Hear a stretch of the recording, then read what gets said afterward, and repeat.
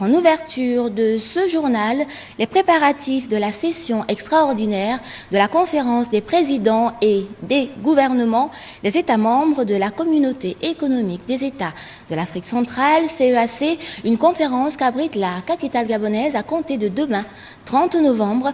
Dans l'interview que vous allez suivre dans quelques instants, le ministre de l'Intérieur précise les objectifs de cette rencontre d'envergure. Il est au micro de Vibrian Aseko-Olomo et de Michel John Boudéan. Ces assises de chefs d'État et de gouvernement qui se tiennent à Libreville à l'initiative du président en exercice, Ali Bongo Ondimba, se tiennent au lendemain de celle de l'Organisation internationale de la francophonie à Madagascar, qui a vu les États membres adopter donc une déclaration au cours de laquelle a été réaffirmé l'engagement des États membres à lutter contre le terrorisme.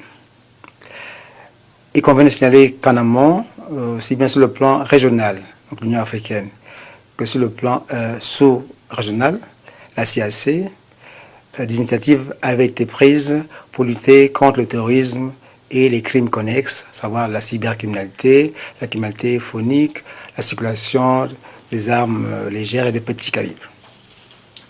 Voilà donc le contexte dans lequel se tient cette conférence de chefs d'État. En tant que président du Conseil des ministres chargé de la sécurité des États membres de la CAC, nos actions visent à coordonner les différentes initiatives nationales, à échanger nos expériences, à échanger des informations et à mutualiser donc les moyens de lutte contre le terrorisme.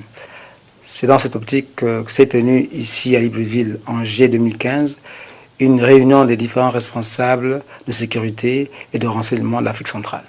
De manière globale, la stratégie communautaire repose sur 4 piliers fondamentaux, à savoir la prévention, la protection, l'intervention et la répression poursuite. Alors, en quoi consiste la prévention? Elle consiste à déceler les terroristes et leurs différents plans, leurs sources de financement. Donc, il s'agit de les déceler, de les empêcher, de les priver, par exemple, de sources de financement. Ceci par le biais des échanges d'informations, d'enquêtes entre les différents États. En ce qui concerne la protection, il s'agit ici d'avoir recours aux différents moyens technologiques pour renforcer le contrôle aux frontières, les échanges de données concernant les différents passagers.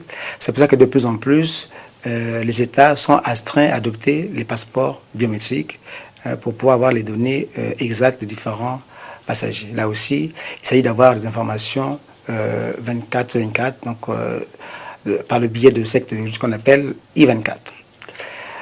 Il faut aussi, à partir de la protection, pouvoir faire face à cette intervention, à une action terroriste, dès qu'elle se déclare, et éviter qu'elle ne puisse avoir des répercussions sur les autres États de la région.